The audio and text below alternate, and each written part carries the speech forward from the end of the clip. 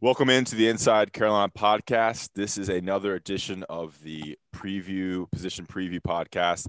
Today, I'm your host, Ross Martin. Today, I'm joined by Greg Barnes, Jason Staples, and today we're going to talk about the outside linebackers, the edge rushers, kind of that flex position that can drop in coverage, but also be on the edge and rush the passer, a key part of Jay Bateman's defense. Let's go through the depth chart here. You have super seniors Tyrone Hopper and Tamon Fox. You have Chris Collins. You have Desmond Evans and Cayman Rucker. Both those guys are back for their sophomore seasons after playing a lot as true freshmen. Ethan West makes the change from inside linebacker to outside linebacker.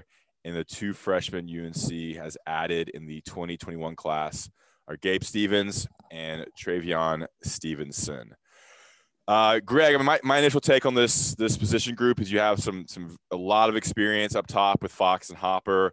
You have guys that really flashed in Des Evans and Cayman Rucker, and we're kind of yet to see exactly what Chris Collins can be. But that's kind of the group. They have a lot of bodies and a lot of talent and some good size.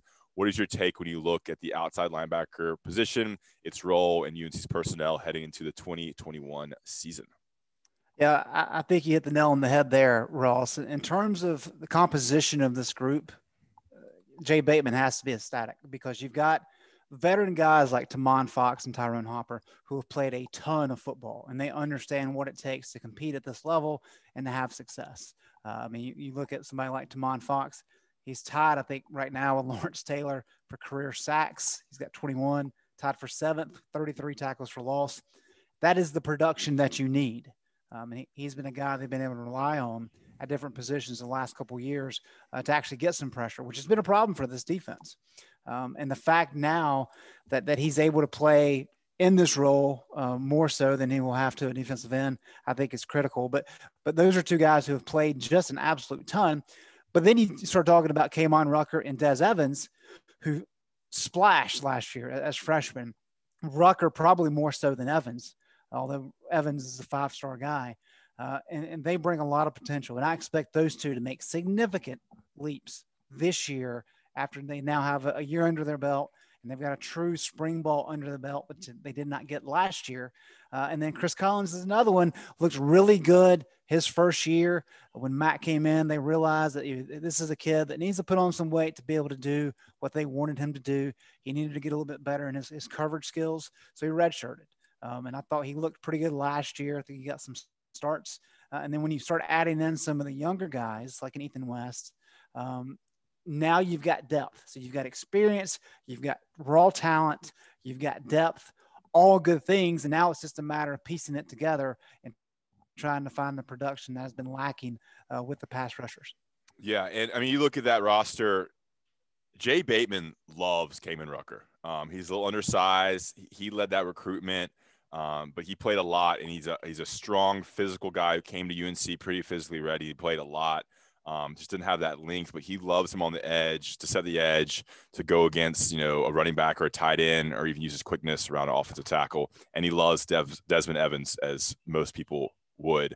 He's up to 260 pounds, has the length, has the size, and kind of the mental stuff is getting there to the point where last season he played a lot in the second half of the year. So those two guys are the future of this group. But, of course, we all know Tamon Fox and what he can do. He'll finally play his true position as an edge. He won't have to play any on the D-line like he has in the last two seasons, and he'll be able to go after the passer and actually play a little bit less and be more rested into the third and fourth quarter. Jason, when you look at this group and you understand what this position does, and kind of first, can you explain kind of how Jay Bateman likes to use his position? Because I think it's a little confusing because – it's not a traditional 4-3 with two edge rushers. It's a 3-4 with the two outside guys, sometimes coming down, sometimes dropping into coverage. It's definitely a hybrid position. Let's get into that, and then get your takes on kind of what UNC has heading into this season. Yeah, I think the main thing to understand is that this is truly a hybrid position in his role. Although, I mean, I guess the best way to put it is it's a hybrid in the sense that sometimes you really are an outside backer, and other times you're really playing defensive end. So, I mean, you have to be able to do both to be able to do what Bateman wants you to do at this position. Now, some guys are going to do one thing better than others. Some guys are going to be better at rushing the passer, say, than moving backwards in coverage or, doing a variety of other things. Some guys are better in terms of stopping the run than they are as a pass rusher. So ideally you get a guy that can do all three, essentially, a guy that really can solidify and set the edge as against the run, and that can provide you a top level pass rusher and also drop back in coverage without being a liability. Those guys are pretty rare. Those guys, there's a high market value for those guys at all levels of the game. And North Carolina might have a couple of them, especially among the youngsters. So that's a big deal. But really what Bateman wants is first priority from this group on this roster is going to be guys that can get to the quarterback, because they really need to be able to get pressure on the passer in this season. And when they're going with three bigs, which they're going to be doing a lot of this season, when they go three bigs and you have, say, one of these outside linebacker hybrid edge type guys on the field along with those guys, he's out there as often as not to make sure that if they're dropping back to pass, he's getting pressure.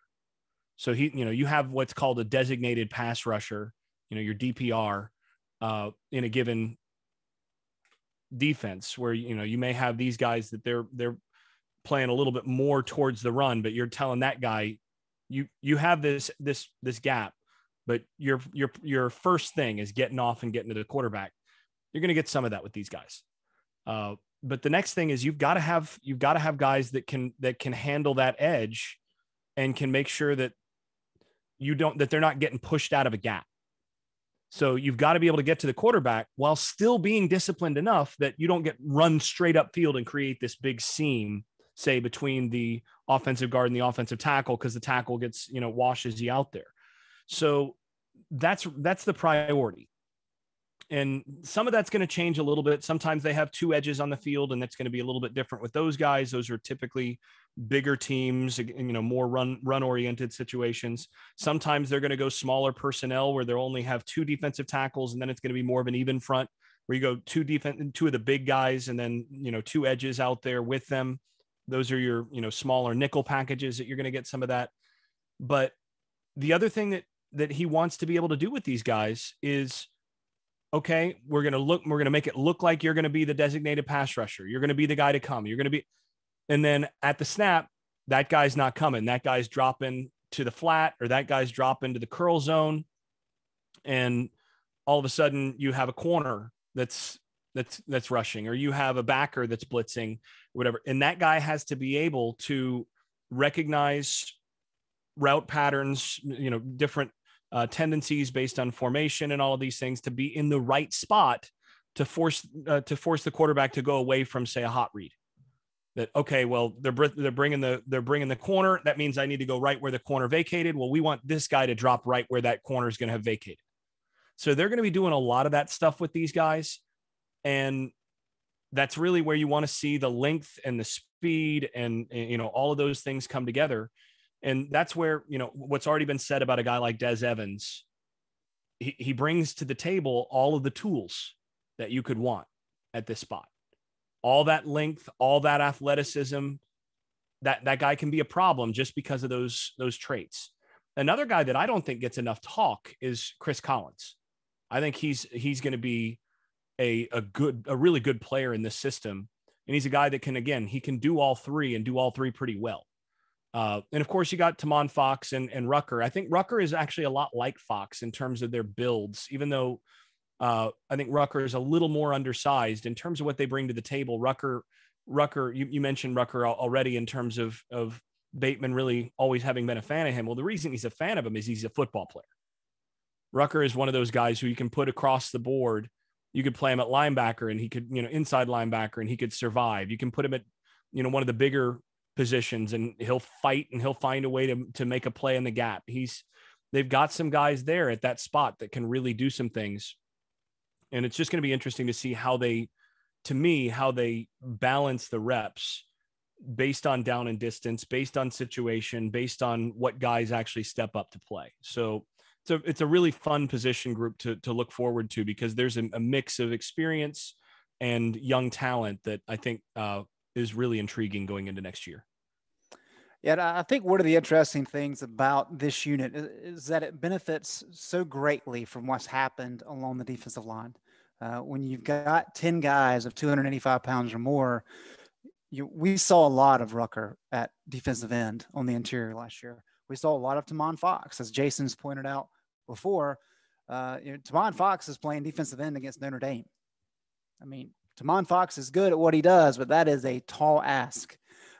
So now that you've got bodies on the interior, you can really utilize Fox and Rucker and Evans and Collins more on the outside. And one thing I found interesting in the spring is Cayman Rucker's talking about how he's practicing some at the 9I, right? The 9 positions outside the tight end. I mean, that tells you. Explain that, Greg. What's a 9I? Well, a 9 is the gap outside of the tight end. It's kind of the idea there. So you're talking about an outside linebacker who is way far away from where the ball is at snap. And that just stresses. I mean, you would think maybe that guy's going to drop into coverage. Maybe they're in the for swing passes and the flat, that spot right there. But when you've got speed like Rucker or Fox, I mean, if that tight end doesn't chip appropriately, I mean, that's a beeline for the quarterback, and the quarterback knows that guy's coming hard at him. So you're going to see a lot of different looks there. The other thing that I think is important is if you go back to like the Vic Koenig days, that design, the idea of the 4-2-5 was really to be able to be versatile, right? And that's kind of the first glimpse that we got at it at North Carolina. Things have progressed. And so what the problem has been for North Carolina, however, is really kind of a lack of talent, where you're having to scheme to make up for talent deficiencies. And Jay Bateman's quickly getting to a point where that's no longer the case. And so while you want to be able to be deceptive in some of your game planning, you're also at a point now where if it's an obvious passing down and you have full faith in Tamon Fox and Des Evans to put pressure on the quarterback, so you don't have to scheme sacks, you can actually rely on individual talent. You can say, you know what, we're not going to get fancy on this one. I'm going to send Evans, I'm going to send Fox, and we're going to see if this offense has enough time to make a play on this 3rd and 12. And that hasn't been the case for Jay Bateman in previous years. So while he does have a lot of opportunities and options to do creative things, he may not need to do that. He may just be able to say, go get the quarterback. And we haven't seen that a lot in Chapel Hill in a long time. Yeah, it's great stuff there, and some great points. I want to get a little bit more into that after the break. First, I want to encourage you to rate, review, and subscribe to the Inside Carolina podcast. It just helps us with algorithms. Rate Inside Carolina podcast, give us a short review, and then hit the subscribe button. Also, all our podcasts come out on YouTube, along with all our interviews and press conferences and all that good stuff. So go to Inside Carolina on YouTube and subscribe to that channel as well. We're going to be doing more and more stuff on YouTube, including a lot of live streaming with podcasts and stuff this fall. Do that as well. We also want to thank our podcast sponsor, Johnny T-Shirt. They have a huge summer sale with a lot of things up to 70% off in store and online at johnnytshirt.com. Get set for the football season with a Navy throwback jersey, with the 1990s throwback jersey, with any UNC football gear, shirts, T-shirts, sweatshirts. Go to Johnny T-Shirt and johnnytshirt.com. And remember, all Inside Carolina subscribers get an easy 10% off with a promo code found on the premium message boards. So Johnny T-Shirt and johnnytshirt.com. We want to support our local businesses right down the street here in Chapel Hill. Their headquarters are in, I think, Hillsborough is their warehouse. And, of course, they're online. They have great customer service, really a great place to shop. And they can quickly get you anything you need for a game or for gifts for friends and family. We're going to hit some national ads and be right back to talk more about UNC's outside linebackers, the talent that group, and what that we can look forward to with the outside linebackers in 2021. And we're back. And before we went to a break, I think Greg hit on a lot of good points and kind of built off what Jason said. You know, the key thing here is it's kind of a perfect storm for UNC's defense. They're finally getting with the defensive line what they need, with multiple big experienced bodies up front, which is going to allow them to have more pressure in the interior, which is going to allow them to rush, 2 guys on the edge. Pass rushing, Greg, and Jason can dive in as well. I mean, who do you think's the guy, I think y'all have done some over and under podcasts. who's the guy that's going to be making the most plays in the backfield? Who's the guy that's going to be making the most TFLs and sacks? I mean, I like Desmond Evans for him to step in that place because I don't know Tavon Fox is solid, but I don't think he's ever been an elite pass rusher. So I'm wondering if we're going to get to that point with a guy named Desmond Evans or Cayman Rucker. And what do you think about someone emerging to be that difference maker on 2nd and long and 3rd and long? Greg? Well, you're exactly right about Fox, but what he has been the most successful for North Carolina in recent years. Stable and available and solid and has made plays. Correct. And the fact that he's had to play a little bit out of position at end, they've tried to bulk him up to kind of help so they can utilize him. Just remember, if you think back to that Georgia game, he actually made some splash plays, even though he was a little bit smaller guy back then. He's got to be your leader in the clubhouse just because he's a veteran. They think he can finally, because he's working primarily at that outside linebacker position, that this can kind of be a year for him. But maybe his cap is lower than it Des Evans for sure, and Cayman Rucker. We've heard a lot of good things about Des Evans this offseason. We know that athletically, he's got everything you would want. He's built like a true defensive end. He's got the speed of an outside linebacker, and he kind of understands what he's supposed to be doing now. So he's a guy that if North Carolina wants to take that next step and they want to legitimately challenge Clemson for the ACC title, he has got to break free. He's got to emerge as a guy. I'm with Jay Bateman. I love Cayman Rucker. I mean, when he went into games, you could see the energy that he brought. And I think there's a lot of value in that. And so I think those two guys really have opportunities. And as Jason said, Chris Collins is a guy that they feel good about. He showed flashes last year. Maybe not the pass rusher those other guys can be, but he can do a little bit of everything. So I think he'll be on the field enough where he has the opportunity to show off some skills as well. Yeah, so I think, and I haven't thought about this, but this might be one of the more hotly competitive, preseason training camp positions because, sure, you can only play 3 or 4 guys. Maybe 4 is kind of what they're looking for to rotate in because they do want to keep those guys fresh. We do know that Tavon Fox is going to play less just based on giving him rest.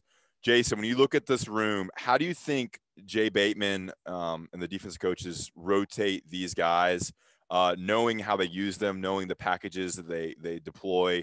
Because I think it's going to be Cayman, it's going to be Des Evans, Cayman Rucker, and then Chris Collins as well. And I think after that it drops down, but you have Tyron Hopper who can play, and basically the freshman younger guys who haven't seen yet. What's that rotation look like? Yeah, I think that's you basically hit it. The real interesting question for me is whether Evans is going to get to the level of consistency that he needs to be at to really be at the top level, to be at basically getting number 1 or number 2 on the reps list. If he is, he's by far your most talented guy. So yeah, I mean, if that guy's gotten consistent, if he's actually doing everything the way that you want at the effort level that you want, then he's probably going to be the guy that when it comes to the most important pass rusher reps in particular, he's going to be on the field. Now, I think what you're going to see is a lot of 4-man fronts against a lot of more spread teams. So you'll have 3 bigs and then one of these guys out there. And that guy most likely is more often than not, let's say, at least half of the drives probably going to be Tavon Fox. But when you have 2, that's when it's going to get interesting because you're going to have Fox and Rucker out there. You're going to have Fox and Evans out there. You're going to have Fox and Collins out there, or you'll have on half of those drives because Fox is going to be getting some rest. You're going to have one of those other guys filling in for him when it's just 1. So I think it's going to be those 4 guys. I think you're probably going to see it narrow even to 3 oftentimes because of how many reps there actually are. But those are really where you're going to get the majority of your reps. And I think it's probably a good sign if you see Evans out there more often as the season goes, because that just means that the light bulb is coming on for the most talented guy. Yeah, and I've heard that, from a source, I've heard that Des Evans is going to get at least half the snaps. So I think you'll see a good mixture of half the snaps between those 4 or 5 guys we talked about. And looking towards the 2022 season, Fox will for sure be gone, and so will Hopper because they're both super seniors. So then you're looking at the core group being Evans, Rucker, and Collins with the younger guys who emerge. All right, guys, good stuff. We appreciate you listening. This is the Inside Carolina podcast, the position preview podcast on outside linebackers. Next up will be inside linebackers. Stay tuned to that. Remember to rate, review, subscribe to our YouTube page. And we want to thank Johnny T-Shirt and JohnnyT-Shirt.com for sponsoring this podcast.